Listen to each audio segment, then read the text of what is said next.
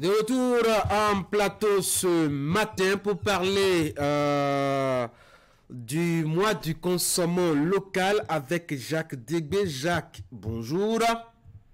Bonjour Candy, bonjour Canal 3 Bénin.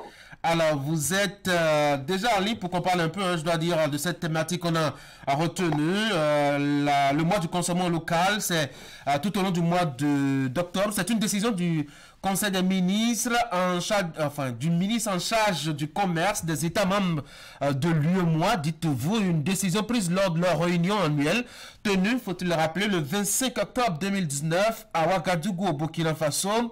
Il s'agit de l'instauration du mois du consommant local. Depuis, le Bénin a toujours fait office de bon élève selon votre constat, ne manquant jusque-là aucune édition de ce rendez-vous annuel. La 5e édition a d'ailleurs été lancée le mercredi dernier à Cotonou par la ministre de l'Industrie et du Commerce, Shadia Alimatou Assouma, avec à ses côtés d'autres ministres du gouvernement et plusieurs autorités politico-administratives. Encore une fois, c'est toute une organisation et ponctuée de plusieurs activités, mais 5 ans après, Jacques, quel bilan?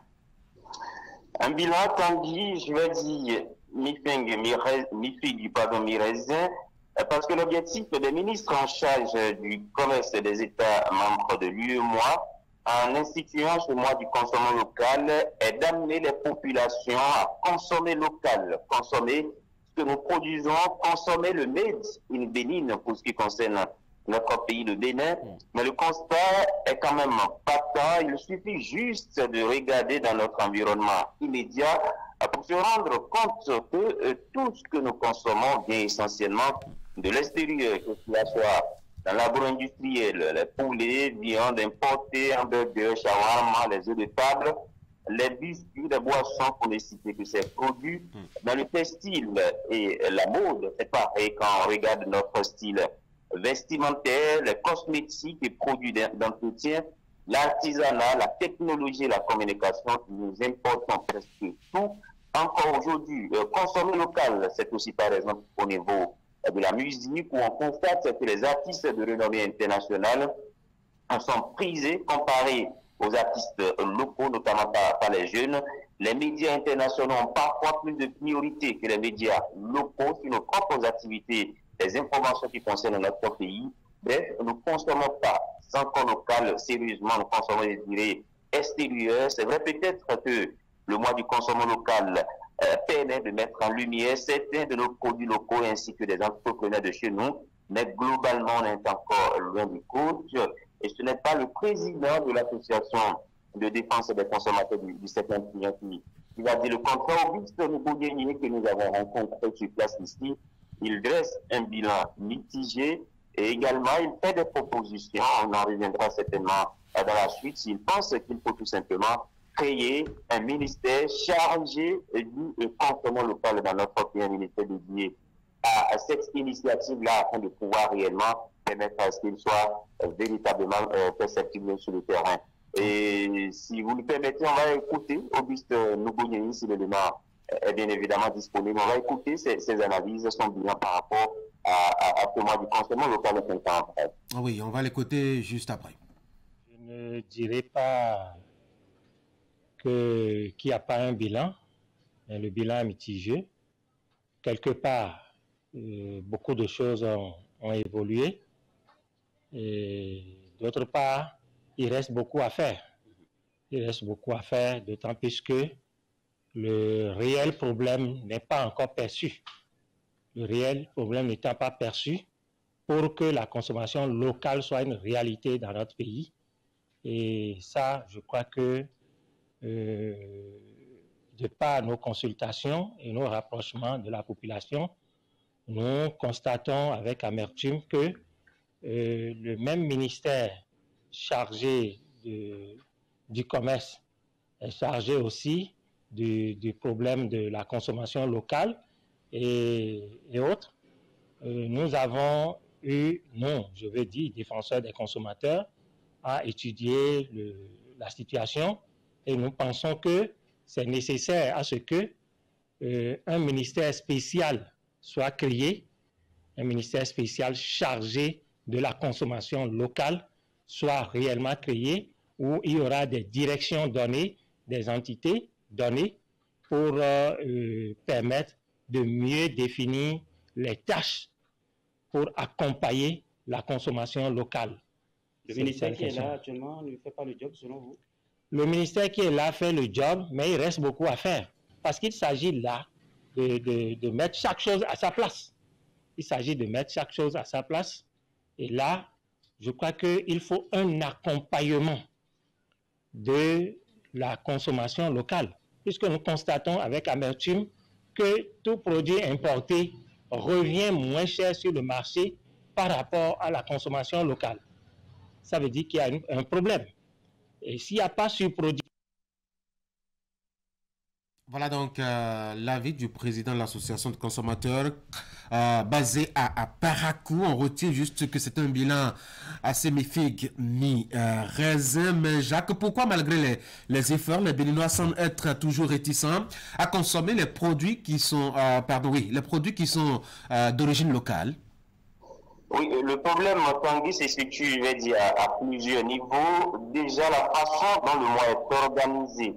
J'ai rencontré plusieurs acteurs sur place ici à Parakou, dans le secteur de l'artisanat par exemple, qui déplorent ne pas être véritablement associés à l'initiative. Vous allez l'entendre dans la suite de cette rubrique. Le président de l'association de défense des consommateurs du Septentrion révèle aussi que les défenseurs des consommateurs ne sont pas associés à la chose. D'ailleurs, cela vient confirmer le propos de Robert Akombessi, président de l'association La Voix des consommateurs, que nous avons réussi ici à Fraternité la semaine dernière sur la question. La preuve est que les activités entrant dans le cadre de ce mois ce sont très souvent des cadres du ministère de l'Industrie et du Commerce, souvent en veste, qui jouent au sachant sur le terrain, alors que les vrais acteurs, entrepreneurs, autres acteurs techniques, sont relégués au second rang et le message ne passe pas souvent sur le terrain. Conséquence, on se retrouve globalement, je vais dire, dans un folklore chaque année.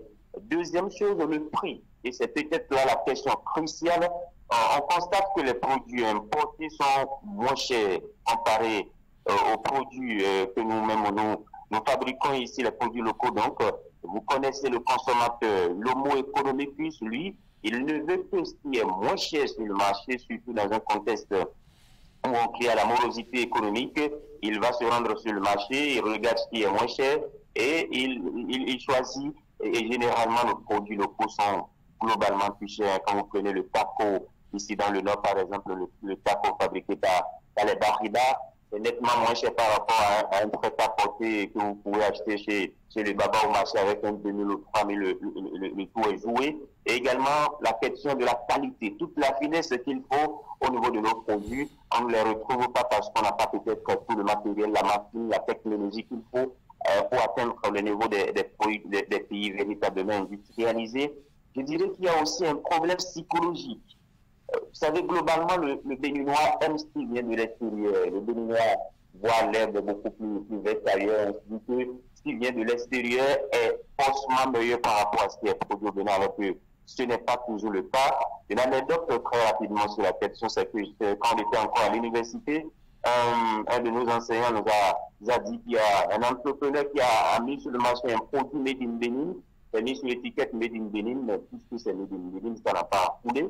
Il suffit qu'on change l'étiquette et qu'on mette made in France avant que le produit ne puisse passer sur le marché. C'est vrai que c'est pas un acte à encourager, mais c'est dit combien nous avons un problème psychologique dans notre pays et il faut travailler normalement sur cet aspect-là de la question afin d'amener les Béninois à consommer ce qu'ils produisent et à produire ce qu'ils consomment sur le marché. Et voilà un peu quelques problèmes que moi j'ai pu identifier par rapport à ce qui bloque la mise en œuvre réelle de cette initiative quand même assez noble du mois du consommation local. Alors Jacques, est-ce qu'à cette allure, on pourra vraiment atteindre l'objectif visé?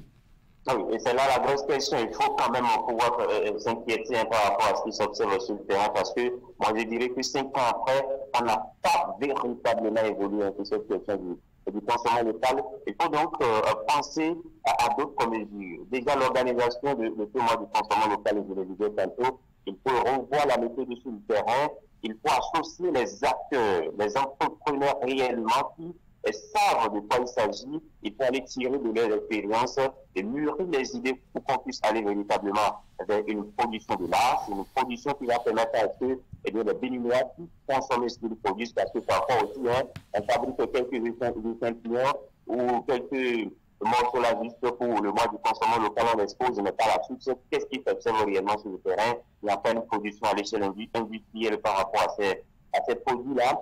Il y a aussi qu'il faut trouver une politique, un mécanisme de régulation du prix.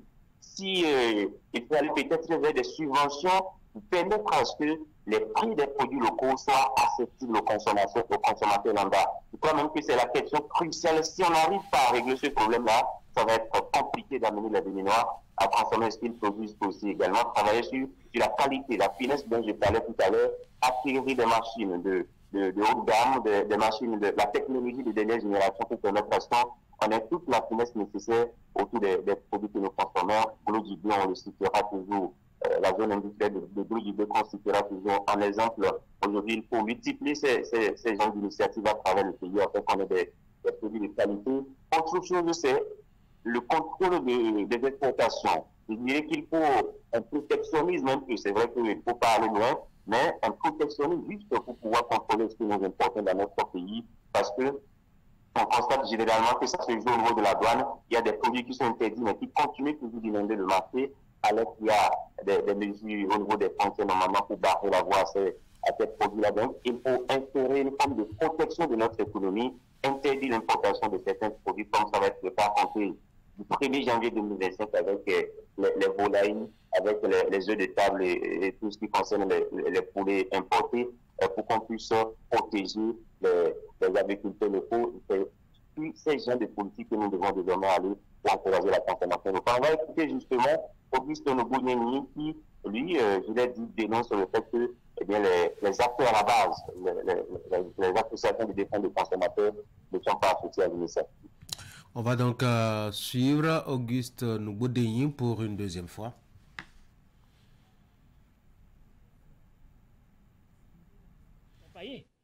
Mais pendant ce temps, les producteurs, certes, sont accompagnés à un niveau T donné, mais les consommateurs ne sont pas accompagnés. Les consommateurs, dernier niveau, ne sont pas accompagnés. Et de plus, il faut constater que nous ne sommes pas du tout associés. La structure de la défense des consommateurs, sur tous les plans dans le pays, ne sont pas accompagnés, ne sont pas associés. Ne sont pas associés pour donner notre expertise, alors que c'est nous qui sommes en contact de ces activités-là. Et lorsque les journées s'organisent, par exemple, ces journées qui sont organisées, on est là tranquille, on nous écoute, on nous entend. Ne serait-ce que vous, les journalistes qui venez nous prendre par moment, mais les structures de l'État qui doivent nous associer pour préparer cette journée ne le font pas.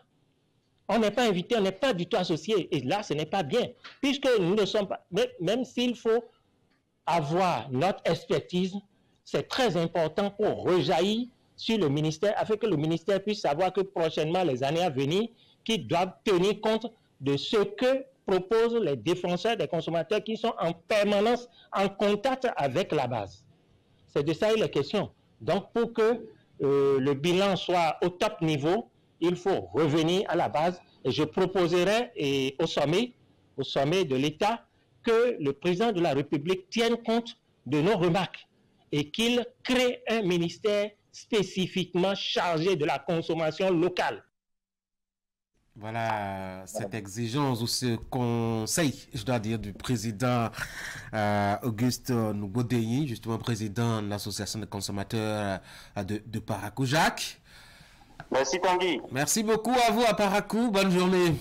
Bonne journée à Cotonou également. Merci. Il y a des choses au contraire, des canapes. C'est promis, je ferai le point. Mesdames et messieurs, beaucoup de choses passées par ici. On va souffler maintenant.